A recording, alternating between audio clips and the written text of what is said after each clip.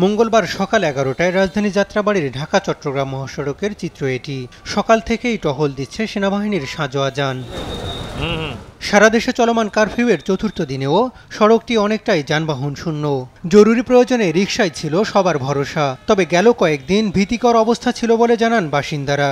রাস্তাঘাট থেকে শুরু করে বাইরে চলাচলের অবস্থায় খুব ভয়াবহ হয়ে গেছিল। এই রাস্তায় তো সবসময় মানুষ ভরপুর ছিল। রাস্তাঘাটে তো চলতেছি 2-1 দিন ধরে, মোটামুটি একটু দেখতেছি ভালো। আমি এই মাত্র আইছি, আমার দোকান চুরি হয়ে গেছে তো। হ্যাঁ, তালা ভাঙে আমার মাল সামানো সব নিয়ে গেছে, মানে ফ্রিতে কিছু নাই। রাজধানীর অন্যান্য প্রান্তেও রয়েছে কড়া নিরাপত্তা ব্যবস্থা।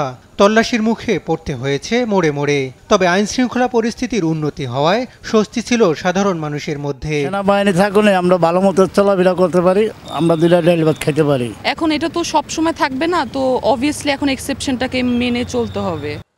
এদিকে জাতীয় সংসদ ভবন সহ আশপাশের নিরাপত্তা ব্যবস্থা পর্যবেক্ষণ করেন brigadier general M Imran Hamid. জানান, রাষ্ট্রীয় সম্পদ ও মানুষের জানমালের নিরাপত্তায় কাজ করছে সেনাবাহিনী। আমরা দেশের সম্পদ রক্ষার্থে আমরা নিয়োজিত হয়েছি এবং আমাদের সম্মানীয় সেনাবাহিনীর প্রধানের নির্দেশে আমরা এই দুর্বৃত্তকে সমূলে নির্মূল করার জন্য যা করা প্রয়োজন আমরা সেটা করছি।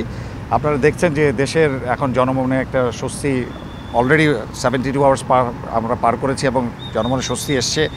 আমরা সকল জনগণকে আমরা ধন্যবাদ জানাই যে তারা কারফিউটাকে সঠিকভাবে মেনে চলছেন এবং আশা করব যে যখনই কারফিউ দেওয়া হবে সেভাবে তারা মেনে চলবেন এবং আমাদেরকে সহযোগিতা করবেন।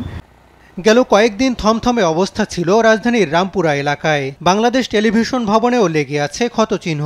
তবে সেখানে এখন পুলিশের পাশাপাশি মোতায়েন আছে সেনাবাহিনী। হাসান মাহমুদ, দেশ টিভি, ঢাকা।